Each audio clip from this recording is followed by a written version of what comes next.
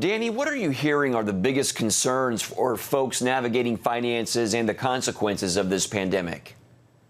Yeah, for a lot of people right now, it's unprecedented times, and it's just kind of going without that paycheck. I'm fortunate enough; I'm a school teacher, so we haven't been affected yet pay-wise. Teaching a little differently now, of course, but I think for even those people that haven't been affected yet, we don't know what the future holds. And once again, being a school teacher right now, my pay is still the same, but there have been talks of furlough days coming up and things like that. So I think for a lot of people, it's still the unknown. We're still in the middle of this, and we don't know what the new normal is going to look like. And even if you are still having a steady paycheck coming in, we don't know what it's going to look like down the road. So I think it's just one of those that it's really tough. And with finances, it's a lot of times about planning for the future. And right now, it's kind of hard to plan for the future because we're in such, not normal times. So I think that's probably the biggest concern that many have is, okay, when are we going to get out of this? And then when is my paycheck going to be kind of back to normal again and I can depend on that? You wrote the book, The Wealthy Teacher, Lessons for Prospering on a School Teacher's Salary. What are some of those lessons that are needed now more than ever for most Americans? Yeah, I think, and it's, playing Monday morning quarterback a little bit, but I do stress the importance, and I always have, is having that emergency fund in place.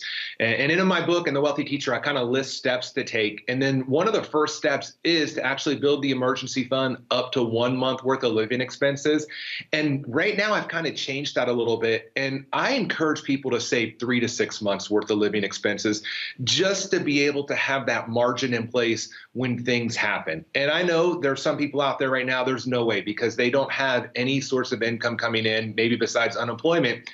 And if you're in that type of situation, what I recommend is we have to focus on the 4 basics, our food, our housing, our utilities, and then, and in some cases, maybe transportation if it is taking to a place of employment.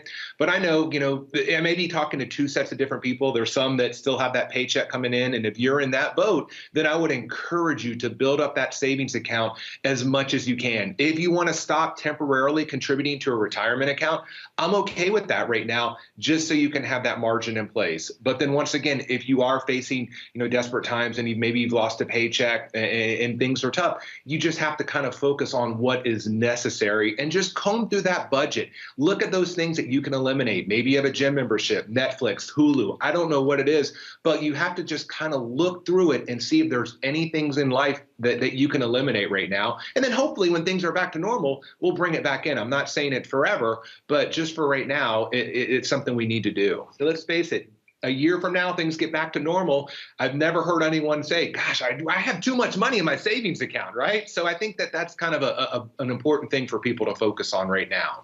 What encouragement would you like to leave people with today as they face, for many, like you've been talking about, uncharted territory with their budgets? For me, I feel like when I watch some of the news, I feel hopeful for this country. I think for a long time, we've kind of been in a lot of programs, it's kind of like our differences and it's kind of like going against each other. Now I just see all of the goodness of our country. Nurses going above and beyond, grocery store employees, things like people like that I believe in the goodness of America. And I think, these times are tough. And I feel for those that are going through some tough times and maybe have been hospitalized or lost some loved ones.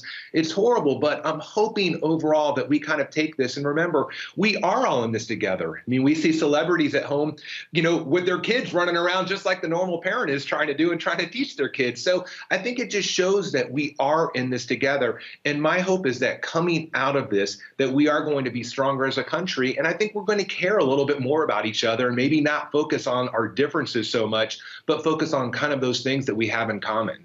All right, Danny Kofke, financial author and expert. Thank you so much for your wisdom and insights, Danny.